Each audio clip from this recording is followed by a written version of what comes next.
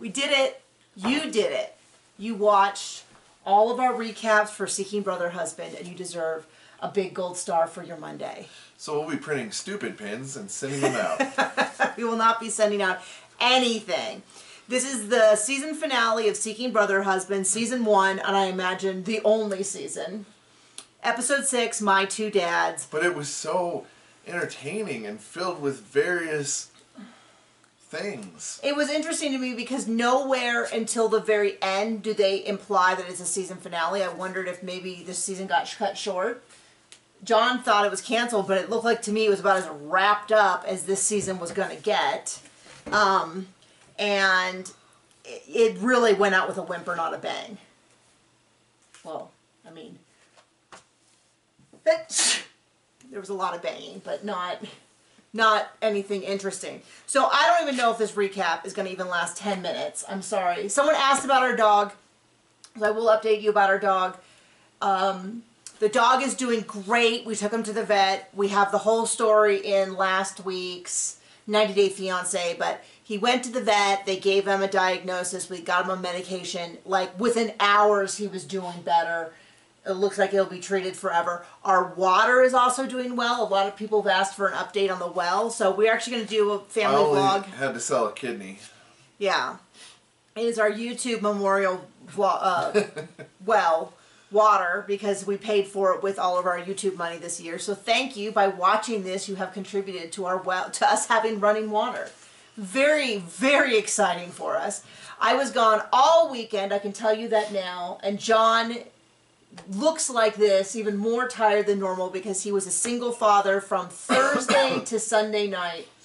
He did have his mommy there to help him, but my son was... It's like having 2 kids. He had to just ground her and leave her at home. She yelled at and you were like, okay, that's too much. We're going to go. No, so... My son did wonderful with me. It's the first real time I've been away from him for any... I've been away for like 48 hours, but this was twice as long. And he did very good, but he like took it out on John. So it was like, Daddy, Daddy, Daddy, Daddy, Daddy, Daddy, the whole weekend. So he is exhausted, so I'm gonna take him out for lunch after this, just to show him he's my special guy. But that's why John looks like this. He's a little wore out today. I always look like this.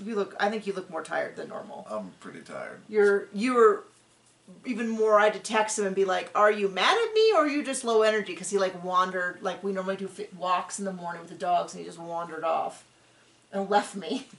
I was like, "Are you mad?" And my shirt. I don't think you can see it. It says, "What does the fox say?" Remember that terrible song? Yep. Okay. Anyway, so we'll get into the actual show. I don't think anything happened this episode. Well, Vincent changed his mind. No, he didn't. Oh, no. Should we start there with them? Oh, sure. Okay. So, the very first episode of the season, let's take you back in time. Season 1, episode 1, we're introduced to Kim, Dustin, and Vincent. And what does Vincent say in episode 1? I'm so into this. No, John. Vincent said, I really have strong feelings for you, Kim, but I don't think that I am interested if you start dating other people. I don't feel like there'd be enough time for me. I don't want to divide this up anymore. Okay? What does he say in episode 2, 3, 4, 5? 6. And finally in 6? The same thing. Get a hint. I mean, it was really weird because they introduced him and he said, I'm not really interested. They had him over for a meal. They explained that essentially... Soup. They were essentially broken up. Was it the other one? I don't remember. Who knows? And he expresses that, and she's like, well, this is me. And he's like, okay, well, but it's not me. And then they did that again, episode after episode after episode. And then they brought him where she flirts with other people. Yeah, I don't know what that plan was about, because obviously he already has objectively said, I don't think that's what I want. And she paints it as, well, you know what my lifestyle was. And it's like, that's fair. I mean, I wouldn't say that she lied to him, but it's also fair for him to say, like, when I was sharing you with just Dustin, I could do that. But now you want to take time away from me to start dating a bunch of new people. I'm not interested in that. I mean, whether you could say, I mean, he's being honest. Doesn't matter about anything else. He's honest. And she just keeps saying, well, I'm being honest and vulnerable. And it's like, yeah, but and selfish. Well, it's like, okay, but then you don't automatically get what you want by being honest and vulnerable. It's definitely a good way to lead, but the result is not always I get what I want. The result is we have clear communication and everything is understood between us. And hopefully, if there's a chance things can be resolved, they'll be resolved. But it doesn't always mean, like, if I told John... Well, I think they got resolved. Yeah, well, to me, it was resolved in episode 1. Yeah. I got everything I needed. To be fair, if they asked me and I was on a TV show and they kept asking me to show up and pay me, it's like... Yeah. Yeah, okay. We'll beat this dead horse. Still feel the same. We'll beat it for 6 episodes. Show me my money. So Kim and Dustin have a date night. So this is how the episode begins, with a date night. And it was funny because all of a sudden I realized, oh, that's right, it's her husband. That's supposedly her husband. We saw nothing all 6 seasons of them as a couple. We saw her 6 seasons. 6 episodes. And she talked about how it would be so easy to walk away from this lifestyle for approval from her family. And I was sort of like, you know, got a little eye rolly. But, you know, fair. I mean, that's definitely the case, but it felt like it was co-opting some language from other groups that, you know. So it felt a little bit like, okay, we get it. I don't know. Family, whenever we get into, like, family approval, I sort of go off on weird tangents, so I won't do that. My own personal... You know, we all have those sore spots. We hit a topic, and all of a sudden you go, wait, they're no longer talking about the TV show, are they? They're talking about their own family. And so we're going to avoid all that by not discussing that. So, yeah. And then what was funny, what cracked me up was she was like, well, Vincent just wants to be monogamous. And I was like, no, he doesn't. Actually, by definition, he doesn't, because he has dated you happily for quite a while you were married to Dustin. So I don't think you have the right. He just wants to be a bigamist. He just wants you to have 2, or wants you to be a bigamist. Just two. So, but it was just kind of funny because, you know, she frames this as her lifestyle. And then they show, like, the end scene, and she's like, her and Vincent are still friends. She only went on that one date with that one dude and then hasn't really dated since or something like that. And I kind of felt like, well... But she's open to it. Yeah, so now she has fewer husbands. This is not seeking brother husband. This is losing brother husbands for her. For her. Okay, who's next? Who cares? Let's just do Kenya and Carl because they're right here. Tiger got his wedding and got kicked out of the bedroom. Well, not yet. According to the wrap-up, he hasn't yet because they decided to build a house. So he is still... So he got married and they're building a house to get kicked out of the bedroom. And I would tell you everything else, but I am not joking when I say that... So we're watching the last episode. Over here is like the information about them. And here... is a gigantic preview for season 1, episode 1, because it wanted me to start back at the beginning. Blocked half of the text.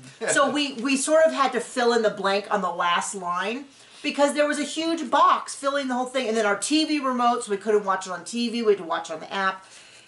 And you know what? We just weren't going to try any harder than that to find out what the thing says. So as near as I can tell...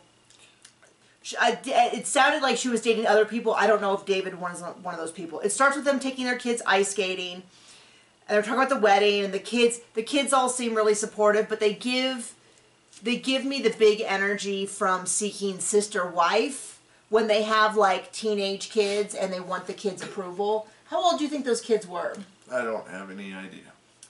We haven't seen them the whole season. So they clearly don't live with her whatever age they are. And I'm getting to the age...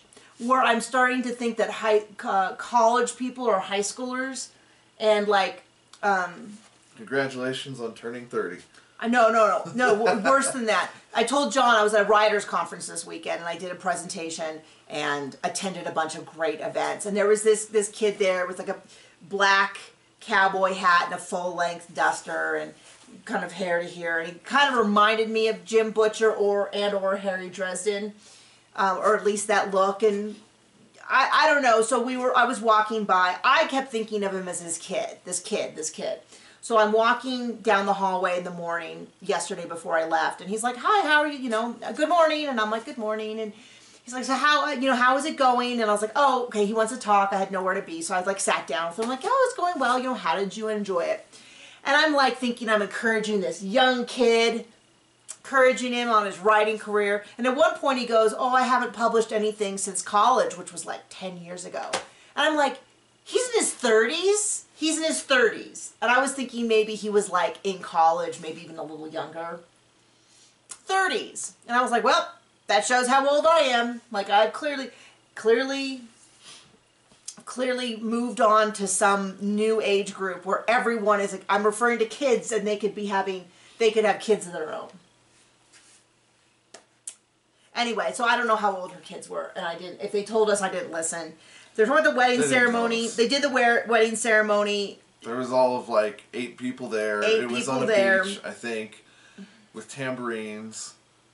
She danced down the aisle. Nothing wrong. You do your wedding how you want, especially if TLC is paying for it. But I just find this whole thing, it's so clear she's giving him a wedding so she can start banging new guys without him complaining, that it doesn't feel like a wedding. Like he does this, I'm not saying he doesn't deserve it. It's just a matter of, I can see the manipulation that's happening.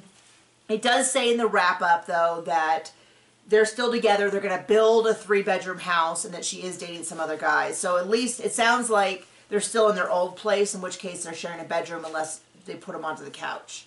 He seemed happy, great, wonderful. There you go. Let's go to, are we going to soybean now? You want to go to soybean? You got it. I want to go. You got it, buddy. Alyssa and Mike, the whole thing was them on a beach. And her coaching him. Coaching him on how he feels. She wanted him to say. This is how we feel. She's shouting at him. It's so clear. It's so clear that he does not feel this way. And that she gets really mad whenever he falls out of the party line. You know, and it's clear to me that he is so worried about losing her, or maybe her temper, I don't know, that he won't say how he really feels. He only talks in hypotheticals. Because she's like, you know, I can't believe your mother didn't believe you even when you said it. And it's like, I mean, nobody else in the world that saw that did either. I mean, it's like, I don't have to be a FBI trained hostage negotiator / interrogator to understand that this man is under great coercion from his wife. And being held hostage. Is being held hostage by her. To know that what he is saying is not how he really feels. There's not a moment on this show where I believe that he wants... That he spoke anything with conviction. Yeah, he is saying these because he gets to keep his wife. Not he wants kids. What a prize! I know. Well, and they're like in their early 30s. I remember being in my early 30s, and I started to feel like maybe any train leaving the station is good enough. And this train was good enough, I guess. Any port in a storm. No, I mean in my case, I do not have a personality. Yes, you do. I have too much of a personality to drive away incompatible people, even if I wanted to keep them. If they are incompatible with me, I'm like, it's like an allergy reaction. I just drive, which is why it shocks me that anyone watches me on TV. No one in real life likes me. People on, not TV, YouTube seem to like me. Real life, no interest. Everybody likes her. She's just going 100 miles an hour and doesn't have time for anybody. This is not the case. I have time for you always. Well, yeah. But my point is that I couldn't have taken any train from leaving the station. They would have kicked me off the train. But I found the perfect train, and I can't imagine anyone better, except when he gets really cranky at the remotes and won't chill out. But I have those moments too, so we're all even. But yeah, there's not a moment on this that I believe that Mike is fully invested in this idea. And that there's not a second where if she said, I've changed my mind, that he would argue. If they were both behind this, and they were, like when for instance, John is incredibly supportive of my book writing. When I say, I don't know, I'm frustrated, maybe I should quit, John actually will say, no, what are you talking about? You love this, it's good for you, it's healthy for you, it's a creative outlet. he was actually the one that when I said I think I want to write a book, he was like, I know you would be great at writing a book. And I didn't believe that, but John believed that. If I wanted to quit writing, now if I had a really good reason like incredible burnout, he would support me in that. But he encourages me even when I don't, like when I'm going through a phase, and I do the same to him when he has passions. I'm always encouraging him to try to find his passion and things like that, as opposed to crushing his spirit by sending him back to a job he hates where he can make $1 billion money. We have to move, so it's not as easy as that. But anyway, there's not a second I believe that if she came back and she said, you know what, I don't think I want to do this anymore, that he would be like, no, please keep banging other dudes. Like, not a chance. So she's like, I can't believe your mom didn't believe you when you said it with your own mouth. And I was like, okay. And then and then she's like, and why did you bring up children?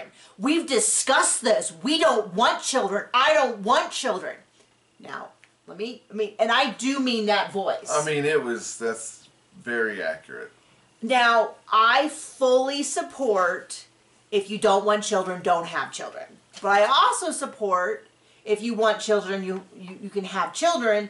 And it doesn't seem as... Now, maybe they had this conversation many times and he's just not listening. But this sort of reaffirms this we made a decision thing. I'm a little suspicious because she keeps saying in fact, it was Mike's idea I date other guys. And it's clear that's not the case. And I fully support if your wife's cheating on you and you want kids, divorce her and go get someone else. Yeah. Well, the thing I said is he could find other people, and John's like, well, the dude's boring. I said, they're boring women too.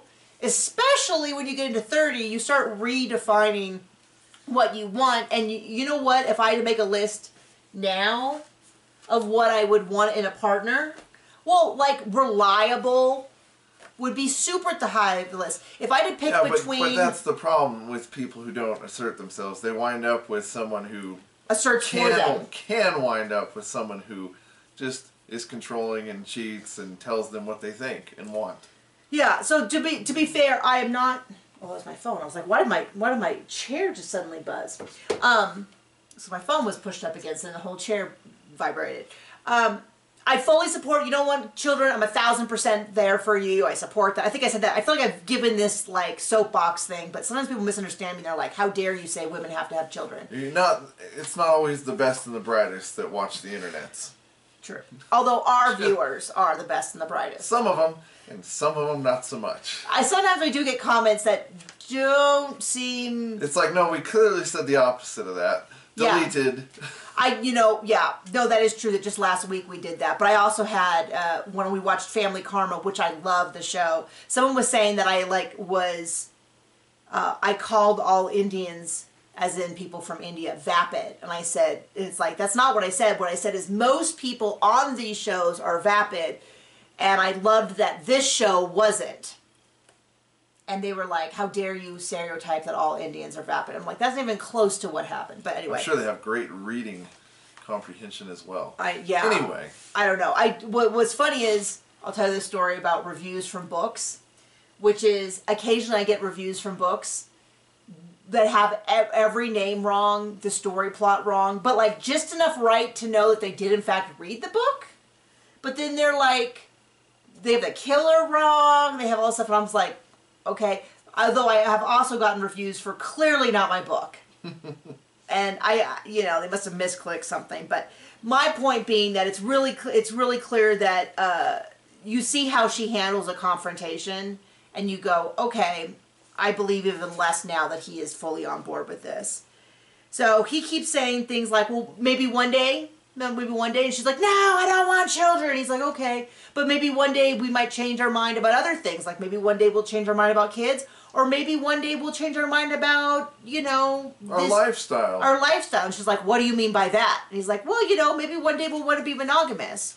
And my thought was, you mean today? You mean maybe today you right this second are having second thoughts about this system, and you can see her just like, nope, that's not happening. This is not the case. She's going to take him out by a sniper. No, it was like she almost lost her blew mind. A fuse. Like you could see smoke coming out of her ears and fire behind the eyes. Like, what are you saying? I can't cheat anymore.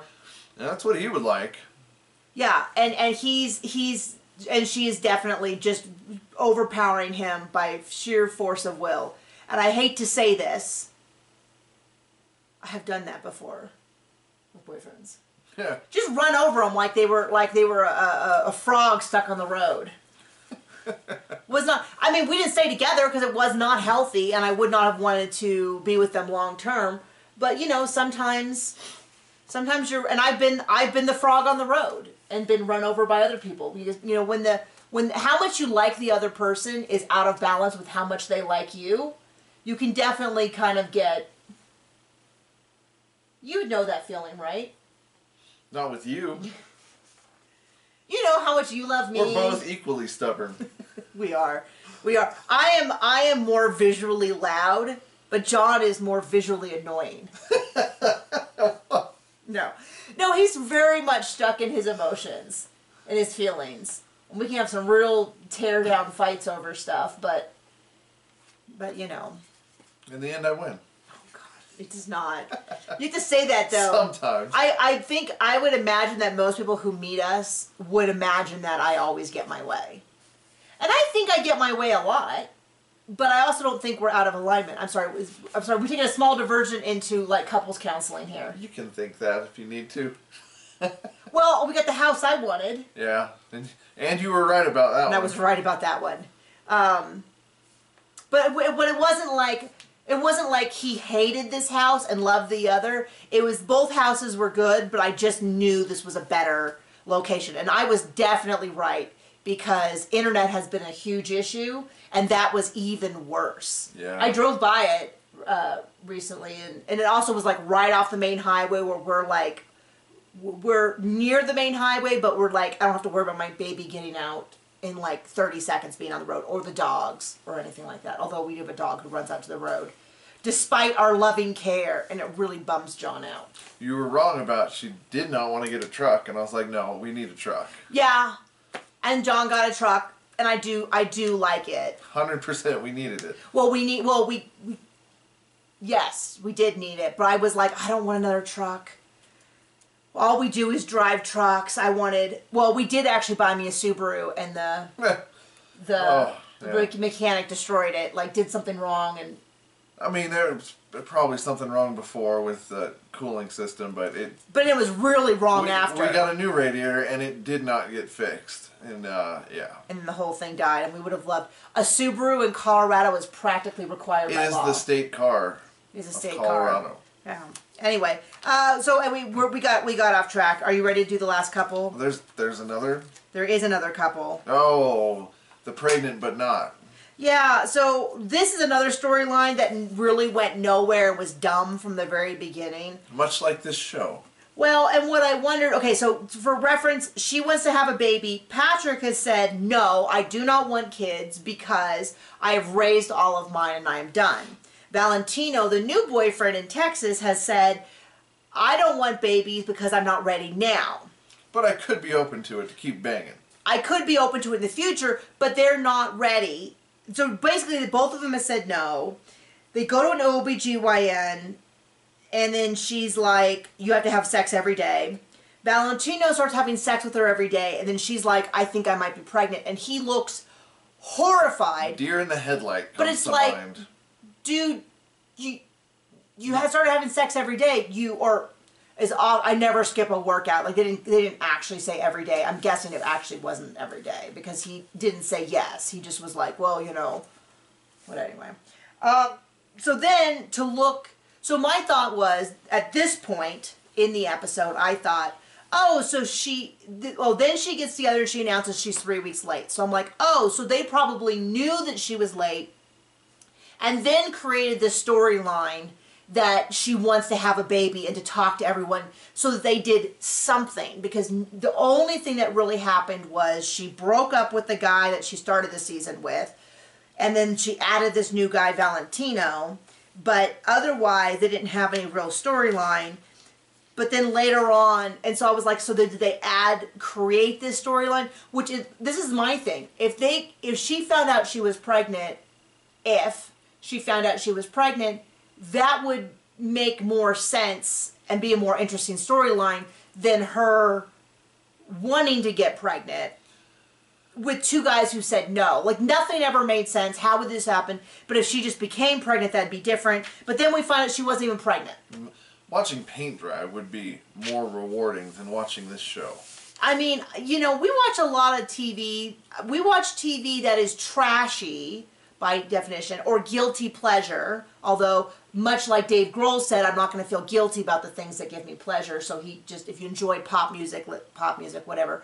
But this feels like objectively bad TV in that there lacks a plot, there lacks real conflict, there lacks a story. Like, they filmed it and then they were hoping something would happen and then nothing ever happened. Like, we didn't have Seeking Sister Wife, like when the dude went and slept with the girl on the first date even though he had told his wife he wouldn't. Or when Bernie got caught kissing in the backyard when he told his wife he wouldn't. That happened a lot in Seeking Sister Wife, where they were like, no, it's a spiritual connection, and then they like, like on the first date, and then the wife was like, that was not what was supposed to happen. That was not according to plan. So, yeah, I mean, in a way, Mike and Elisa were in some ways the most interesting, because it was so clear he wasn't into it, and she was, and then they just lied to us, but nothing really happened with her. Did she even go on a date? Did she go on a date? She did go on a date with a guy who was like, how do you feel about orgies? And I like being the other man. And when she said, well, that was so dumb, because when she's like, I can't believe he asked about orgies. And it's like, you can't be like, why are people so close-minded to my lifestyle, and then be like super prude when other people ask questions. Because a lot of people who are polyamorous or have multiple partners do engage in the kind of stuff, and you can say no, but it's like a weird thing when you say, well, yes, I want multiple partners, but how dare you even ask if I'm interested in group sex or other things. I say this as someone who has the most tame past of my life, but it's like if somebody asked that, the answer would just be no. Especially if I had a camera crew there, I didn't feel unsafe. I'm sure the answer would be none of your business. Yeah, no, fair. I mean, no, that's true. I guess in my version, I'd be on a date, but that's also, I wouldn't be on a date. I'm not going to be on a date, John. First of all, I'm not getting any offers, so you don't even need to worry about that. Secondly, I don't even like people, so I don't know why you think, like, you know what I mean? I mean, I take it back. I do like people, but not to the degree to where you have to worry about. I get like one friend every 6 or 8 months, and then we text once a week. And that's about it. Let's go to lunch. Let's go to lunch. That's it. That's the end of Seeking a Brother or Husband. We are going to continue. Please, if you're watching this, you can go join us over at the 90 Day Fiancé, Love in Paradise. Or pick back up on Sister Wives when it rolls out again. Yeah, please. It's we're doing the rewatch, and we'll also be doing the new season of Single Life, because that's what they're going to have to call it. Yeah. I'm hoping that maybe they're bringing that back soon. The Sister Wives, because we have 2 years to catch up on, and I would like to have a mega season or 2 mini seasons. Hope in one hand and... Oh, no. Okay. Bye.